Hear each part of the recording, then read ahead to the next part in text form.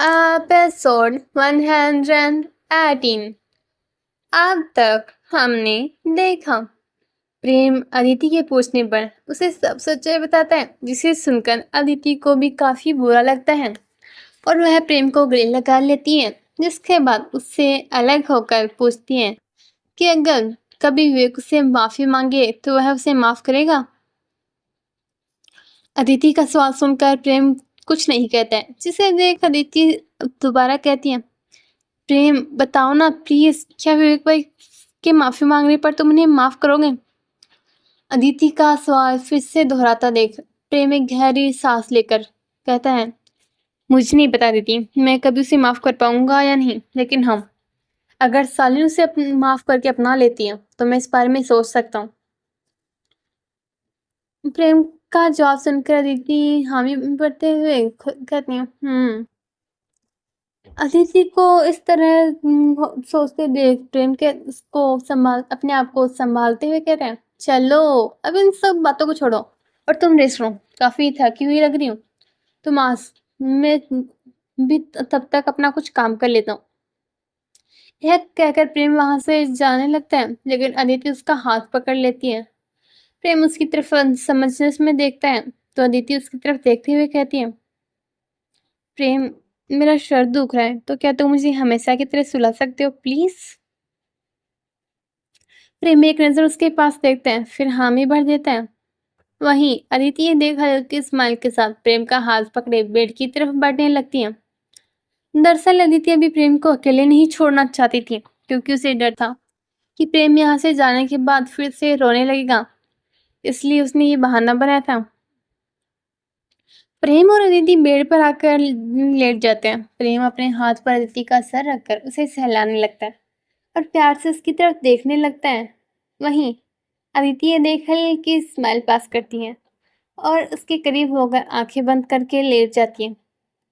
प्रेम को भी अदिति की करीबी काफी अच्छी लग रही थी, जिस वजह से वह एक बार फिर सारी बातें भूल चुका था। उसने बहुत देर तक अदिति के सर को सहला कर उसे लगा कि वह सो चुकी है, तो वह उसे कसकर गले लगाकर लेट जाता है। वहीं अदिति, जिसने अपनी आंखें अभी तक बंद कर रखी थी, उसने अब अपनी आंखें खोली। जिसके बाद प्रेम को आराम से सोता देख उसके बालों को सहलाते हुए उसे प्यार भरी नजरों से देखने लगी। जिसके बाद उसने अपने मन में कहा, बस कुछ टाइम और प्रेम, उसके बाद मैं सब कुछ ठीक कर दूंगी और मुझे तुम्हें तुम्हारा पुराना दोस्त भी वापस मिल जाएगा, हमेशा के लिए। अरे हाँ, मैं तुम्हें सबसे जरूरी बात तो बताना ही भूल गई, पता है वो क्या है प्रेम? थोड़ा रुक कर, वो बात यह है कि मैंने पहले सोचा था कि मैं तुम्हें बिना अपने दिल की बात बताए ही तुमसे दूर चली जाऊंगी, लेकिन अब तुम्हारी बात जानकर और ये जानकर कि तुम्हारे दिल में शालिनी भाभी के लिए कुछ भी नहीं है, मैंने सोच लिया है कि मैं तुम्हें अपने दिल की बात बता कर रहूंगी, चाहे उसके बाद तुम्हारा जो भी फैसला हो। लेकिन मैं तुमसे अपने दिल की बात जरूर कहूंगी और उससे पहले तुम्हारे दिल में अपने लिए जगह बनाने की कोशिश करूंगी। यह कहकर वह हल्की सी मुस्कुराहट के साथ प्रेम के माथे पर किस करती है और उसे गले लगाकर लेट जाती है। वहीं दूसरी तरफ देव और राज अपनी अपनी कोशिश कर रहे थे कनक के बारे में पता लगाने की, तो निशा भी सब कुछ ठीक करने के लिए कोई तरीका सोच रही थी। और ऐसे ही शाम हो जाती है, जिसके बाद दोनों उठते हैं। प्रेम एक नजर अपने पास सोई हुई अदिति को देखता है, जिसके बाद उसके माथे पर किस करके उस सीधे होकर बैठ जाते हैं और साइड से अपना लैपटॉप उठा लेते हैं।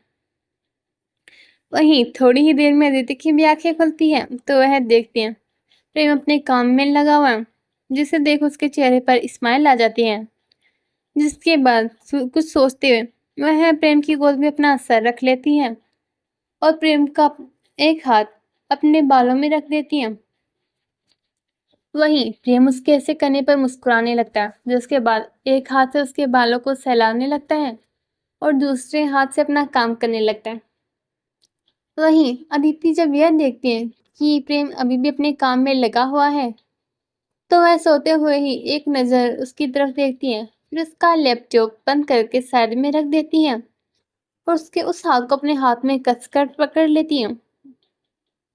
वहीं प्रेम उसे इस तरह देख मुस्कुराते हुए उससे पूछता है, क्या हुआ है तुम्हें आज?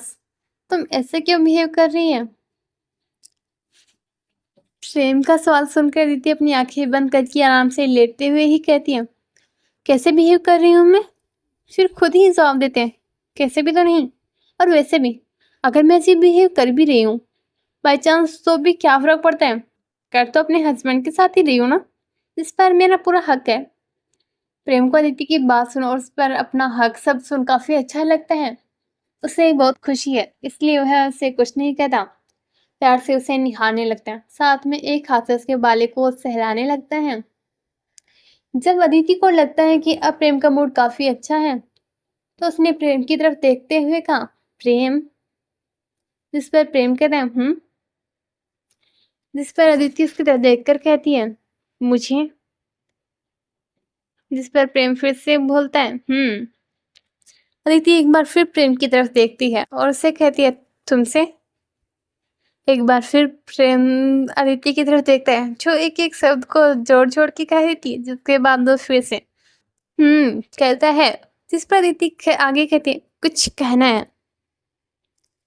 अदिति की बात सुनकर प्रेम उम्मीद भरी नजरों से उसे देखते हुए कहता है, कहो ना।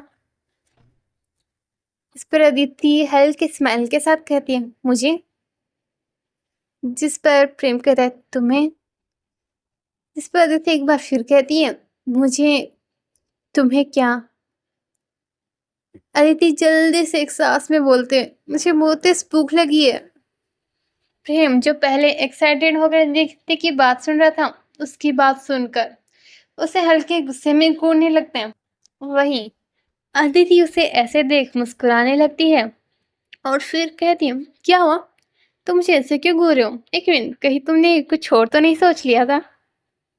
अदिति की बात सुनकर प्रेम अपना चेहरा दूसरी तरफ करते हुए कहते हैं, ऐसा कुछ नहीं है। जिस पर अदिति उसका चेहरा अपनी तरफ करते हुए कहती है, हे प्रेम, बताओ ना, क्या सोचा था तुमने? प्लीज प्लीज बताओ ना।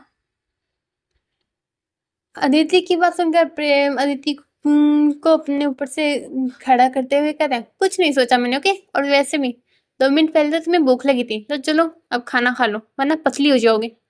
यह कहकर प्रेम पूरा सा मुंह बनाते हुए रूम से बाहर चले जाते हैं। वहीं अदिति उसे ऐसे करते देख हंसने लगती है, जिसके बाद जल्दी से उसके पीछे भागती है। वो दोनों नीचे जाकर डाइनिंग टेबल पर बैठकर निशा और देव का इंतजार करने लगते हैं। लेकिन जब काफी टाइम तक भी वो लोग नहीं आते, तो प्रेम किसी को उन्हें बुलाने के लिए भेजता है, जिस पर वह सर्वेंट उनको बुलाकर लेके आता है। प्रेम उन दोनों की तरफ देखता है, जो कि काफी थके हुए लग रहे थे। वहीं अदिति भी उनकी तरफ देखती है। वह समझ जाती है कि दोनों कल नक के मसले की वजह से अच्छे से सो नहीं पाए। वहीं प्रेम उनकी तरफ देखते हुए कहता है, ये क्या हालत बना रखी है तुम दोनों ने अपनी? प्रेम की बात सुनकर देव कहते हैं, वो कुछ काम था तो उस वजह से रेस्ट नहीं कर पाए। देव की बात सुनकर प्रेम उसे घूरते हुए कहता है, और ऐसा भी काम था कि तुम्हें अपनी सेहत की बिल्कुल भी परवाह नहीं है। प्रेम की बात सुनकर देव कुछ बहाना बनाते हुए कहते हैं, कुछ ऑफिस का काम था जिसे आज ही करना जरूरी था, और इन दिनों कुछ ज्यादा ही आलकस था तो कर नहीं पाया, इसलिए। देव की बात सुनकर प्रेम कहता है, आगे से ध्यान रखना, कोई भी काम सेहत से ज्यादा जरूरी नहीं है। इस पर देव हामी भरते हुए कहता है, हाँ मैं ध्यान रखूंगा। देव को डांटने के बाद प्रेम निशा की तरफ अपना चेहरा करता है और उससे कहता है, निशा, तुम्हें तो ऑफिस का काम भी नहीं था, फिर तुम इतनी थकी हुई हो और तुमने रेस्ट क्यों नहीं किया? प्रेम की बात सुनकर निशा घबरा जाती है और सोचती है कि वो क्या बहाने बनाए, लेकिन फिर कुछ सोचते हुए कहती है, वो जीजू दरअसल मुझे कॉलेज असाइनमेंट रेडी करना था, उसे टाइम पर जमा कराना था, बस इसलिए। निशा की बात सुनकर प्रेम उससे घूरते हुए कहते हैं, जब तुम्हें पता है कि तुम्हें टाइम पर असाइनमेंट जमा करवाना है, तो तुमने पहले क्यों नहीं किया? प्रेम की बात सुनकर निशा खुद को फंसता हुआ देखती है, तो फिर से कुछ सोचते हुए कहते हैं, वो निशा को कुछ समझ नहीं आ रहा था कि वह क्या कहे। तभी उसके दिमाग में कुछ आता है, जिसके बाद वह एक नजर अदिति की तरफ मायूसी से देख प्रेम से कहती है, मैं अपना नहीं, अदिति और राज का असाइनमेंट रेडी कर रही थी। अदिति जो कि इस वक्त पानी पी रही थी, यह सुनते ही वह पानी उसके गले में ही अटक जाता है और वह खांसने लगती है, लेकिन वह जल्द ही खुद को संभाल लेती है और एक नजर प्रेम को देखती है, जो कि कभी निशा को तो कभी गुस्से में अदिति को ही देख रहा था। वहीं अदिति गुस्से में एक नजर निशा को देखती है और मन में सोचती है, इसने हमारा काम कब किया? जहां तक मुझे याद है हमने तो बस इसे परेशान करने के लिए वो सब कहा था और बाद में हमने इसे बता भी दिया था कि हमने अपना काम कर लिया है। फिर भी अब ये जानबूझकर हमें फंसा रही है। बेटा तू रुक एक बार, फिर बताती हूँ तुझे तो मैं। वहीं प्रेम निशा के पास देखते हुए कहता, और तुम इन दोनों का काम क्यों कर रही हो? प्रेम की बात सुनकर निशा मासूम सी शक्ल बनाकर कहती है, वो दरअसल जीजू, इन दोनों ने मिलकर मुझे इमोशनल ब्लैकमेल किया, इसलिए मैं मान गई। आपको तो पता ही है ना मैं कितनी इमोशनल हूँ। यह कहकर वह मासूम सी शक्ल के साथ प्रेम को देखने लगती है। वहीं प्रेम ये देख अदिति की तरफ देखते हुए कहते हैं, अदिति क्या है ये, तुम्हें पता है ना ऐसे किसी को भी इमोशनल ब्लैकमेल करना गलत है। अदिति एक नजर गुस्से में निशा को घूरते हुए थोड़ी उदासी के साथ प्रेम से कहती है, सॉरी वो मुझे हाथ में थोड़ा दर्द था इसलिए मैं नहीं बना पाई, और आज की तबीयत भी कुछ टाइम से खराब है तो बस इसलिए हमने रिसा से रिक्वेस्ट की, लेकिन ब्लैकमेल ने किया सच्ची। प्रेम में एक नजर उसके उदास चेहरे की तरफ देखते हैं, फिर प्यार से कहते हैं, ठीक है कोई बात नहीं, लेकिन आगे से ऐसा मत करना, और अगर तुम्हें कोई काम हो तो मुझे बोल देना, लेकिन निशा को परेशान मत करना, ओके। अदिति अपनी गर्दन हाँ में हिला देती है, जिस पर प्रेम आगे कहता है, अच्छा अब तुम्हारा हाथ का दर्द कैसे? जिस पर अदिति कहती है अब ठीक है। जिस पर प्रेम कहता है ठीक है, लेकिन अगर आगे से कोई भी प्रॉब्लम हो तो पहले मुझे बताना। अदिति इस पर गर्दन हाँ में हिला देती है, जिसके बाद एक नजर निशा को देखती है जो उसे ही घूर कर देख रही थी, जिसके बाद उसकी तरफ देखकर अपनी एक आंख ब्लिंक कर देती है। वहीं निशा पहले तो उसे गुस्से में घूरती है, लेकिन फिर मुस्कुराने लगती है, जिसके बाद सब लोग मिलकर डिनर करने लगते हैं। डिनर करने के बाद अदिति प्रेम से स्टडी का कहकर निशा के रूम में चली जाती है। वहीं प्रेम अपने रूम में ही बैठकर अपना काम करने लगता है।